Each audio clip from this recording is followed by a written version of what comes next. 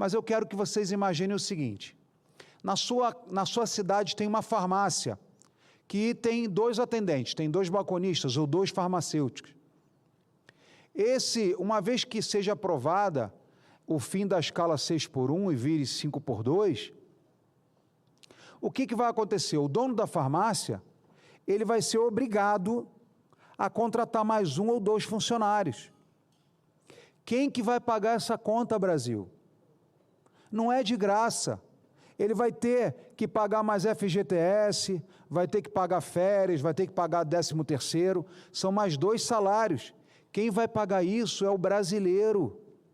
Não se enganem, essa escala 6x1, o fim da escala 6x1 vai trazer prejuízo. Nós temos recebido aqui empresas, bens, serviços, comércio, que serão obrigados.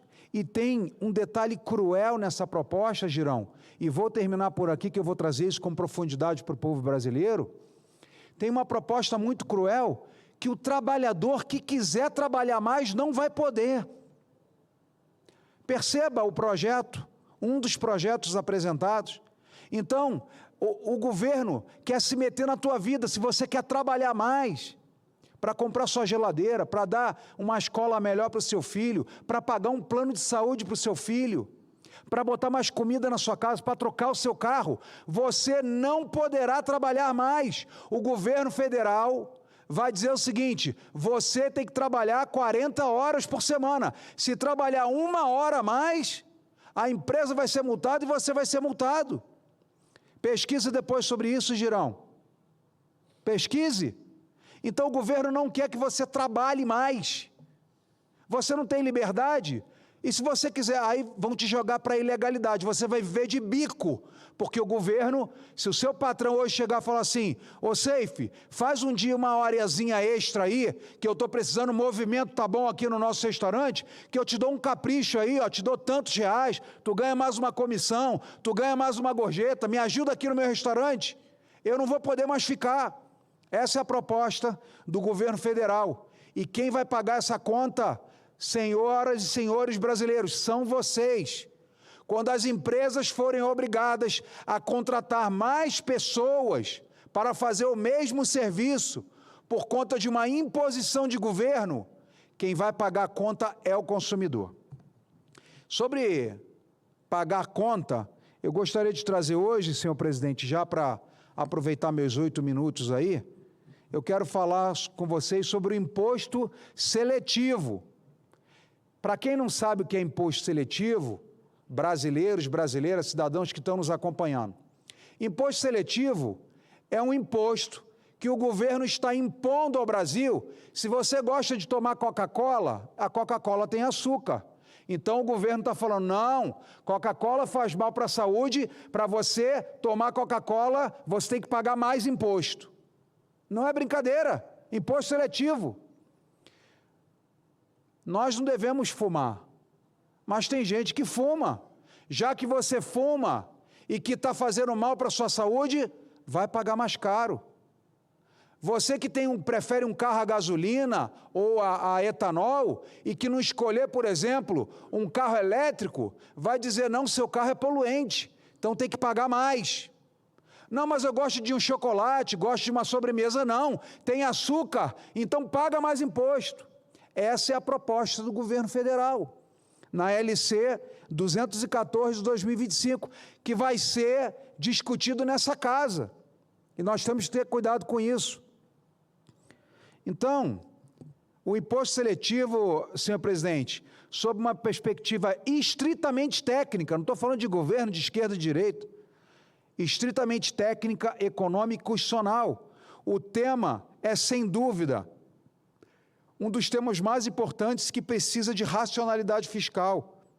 E precisamos de coerência nessa casa e responsabilidade com os efeitos sobre a economia brasileira e sobre o bolso, senhor presidente, de cada um dos brasileiros. Agora o governo quer escolher o que o senhor come e o que o senhor bebe.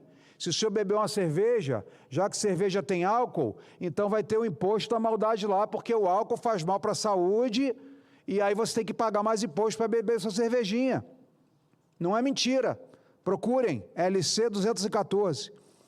E falo, senhor presidente, convicto de que o imposto seletivo é uma excrescência jurídica, mas, já que o referido imposto passou a existir em nosso ordenamento tributário, é de todo importante dizer que o imposto seletivo é essencialmente um instrumento de natureza extrafiscal, destinado à correção de supostas externalidades.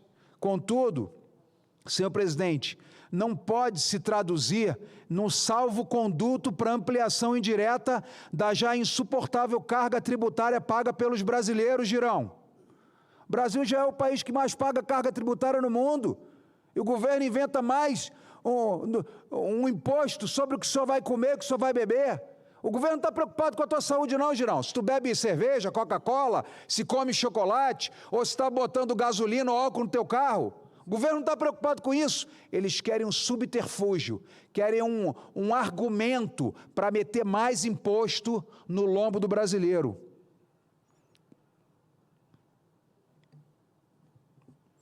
E pelo contrário, presidente, a extrafiscalidade implica em não haver aumento de tributação.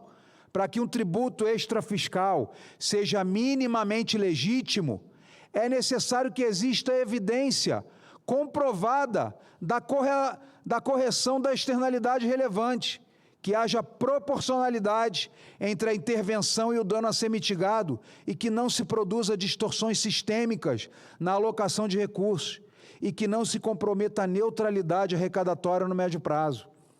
Sem esses requisitos, senhor presidente, esses requisitos mínimos que são essenciais, a extrafiscalidade deixa de ser um instrumento técnico e passa a ser um mero argumento retórico para aumento camuflado e indireto de arrecadação. Foi o que o Haddad fez com o IOF, dizendo que não era para taxar ninguém, era para corrigir. Ele agora, semana passada, aumentou freezer, aumentou celular, tela de celular, televisão, dizendo, não vamos arrecadar nada, é para proteger a indústria nacional. Aí vem a CNN e mostra que a arrecadação vai subir 20 bilhões de reais. Quem vai pagar os 20 bilhões de reais? Brasileiros e brasileiras que pagarão. Não é o governo. O governo não produz nada, pessoal. O Senado da República não produz nada, a Câmara não produz nada, a Câmara de Vereadores não produz nada, a Prefeitura não produz nada, o governo federal não produz nada. Quem produz é o trabalho e o suor de cada um dos homens e mulheres desse país. E quando aumenta esse imposto, e o governo Lula já aumentou, ou retributou mais de 40 impostos, quem paga é você. Aí você não entende por que café está caro, arroz está caro, porque os juros têm que aumentar, porque eles saem distribuindo bolsa, dando gás para os outros, dando luz para os outros, dando Bolsa Família, que além de produzir uma geração encostada que não quer trabalho, porque as pessoas só entram no Bolsa Família e não saem. Aí hoje, Girão, eu tenho recebido vídeo do pessoal do agro, as frutas apodreceram no pé, porque não tem quem colha. Que antigamente eles trabalhavam na safra. Olha, Girão, vem aqui colher maçã aqui em Santa Catarina, que eu vou te dar aqui a safra de maçã, eu preciso que você colha maçã. Não tem mais ninguém, porque o governo fica comprando voto. Eles dão Bolsa Família, que quem paga é o brasileiro, quando compra 1 quilo de arroz, 1 quilo de feijão e 50% é imposto, compra voto para se perpetuar no poder, mas não é de graça. O governo não produz nada, aí é mais imposto para o brasileiro pagar. Por isso que já são mais de 40 impostos que foram reonerados, ou criados ou reonerados, para pagar a compra de voto, para pagar a viagem de primeira-dama, para pagar a distribuição de dinheiro para escola de samba. É para isso. Por isso que a taxa Selic, que já está há 1 ano, já que passou o Galípolo, está em 15%. Aí você quer comprar alguma coisa parcelada, é 15% ao mês aí que você tem que pagar de juros. Continuando, senhor presidente, eu preciso de mais 1 minuto, por gentileza. Sob o ponto de vista econômico, é imprescindível considerar a dinâmica da base tributável. Os setores atingidos pelo imposto seletivo operam com elasticidade, que, quando pressionados pelo excesso de carga tributária, favorece o deslocamento para a informalidade, Girão. Tu acha que o brasileiro vai comprar o cigarro com mais imposto ou vai comprar do Paraguai? Vai comprar do Paraguai, já compra, porque aqui a carga de imposto é alta. Vai começar contrabando de bebida, já existe, vai aumentar, porque o brasileiro vai fugir do imposto através da informalidade.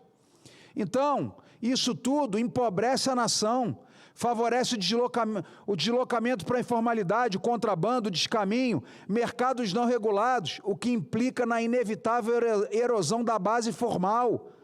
E a curva de Laffer mostra, senhor presidente, que a partir de determinado ponto, o aumento de alíquotas reduz a arrecadação, pois contrai a base tributável, as pessoas começam a sonegar, não emitir nota, se esconder, incentiva a evasão, a elisão fiscal e potencializa a ilegalidade. Portanto, um imposto seletivo que não deveria existir, mas já que criaram, vamos tentar calibrar ele aqui da menor, de preferência expurgá-lo, mas um imposto seletivo mal calibrado tem o potencial de destruir a descendente curva de Laffer, que na prática gera arrecadação efetiva menor, ainda que se tenha aumento da tributação. Tributos, senhor presidente, sobretudo, sistemas tributários modernos, devem observar o princípio da neutralidade econômica, minimizando distorções na decisão de produção, de investimento e consumo. Ao incidir sobre cadeias produtivas estratégicas, responsáveis por parcela relevante do PIB e milhões de empregos formais, o imposto seletivo altera preços, reduz produtividade marginal e compromete a eficiência alocativa. Uma de suas nefastas consequências, portanto, é o desestímulo ao investimento produtivo, realocação ineficiente de capital e enfraquecimento estrutural de setores formais intensivos em trabalho e tecnologia. Isso não é apenas efeito setorial, senhor presidente. Mais um minutinho, eu já termino, por gentileza. Isso não é apenas um efeito setorial, senhor presidente, mas um impacto sistêmico sobre todo o crescimento potencial de nossa nação. A nossa Constituição Cidadã consagra a capacidade contributiva como princípio essencial balizador de ordem tributária. Embora o imposto seletivo incida formalmente sobre produtos específicos, seu ônus é, sem dúvida, transferido ao consumidor final, por repasse ao longo de toda a cadeia, importando em aumento de preços. Isso traz efeito econômico concreto e pode ser potencialmente regressivo, elevando proporcionalmente ainda mais o elevado custo de vida das famílias e, principalmente, senhor presidente, aquela de menor renda. Então, senhor presidente, nós temos uma responsabilidade como parlamentares, temos uma responsabilidade com o Brasil, já que nós vamos discutir essas alíquotas aqui no Senado, na Câmara, que tenhamos responsabilidade de não aumentar ainda mais a alta carga de tributos que cada um dos brasileiros paga. Muito obrigado. Nós ouvimos o senador Jorge Seife, do PL de Santa Catarina. Senador Jorge Seife, fica aqui em meu lugar, na presidência, enquanto eu faço um breve... Presidente, enquanto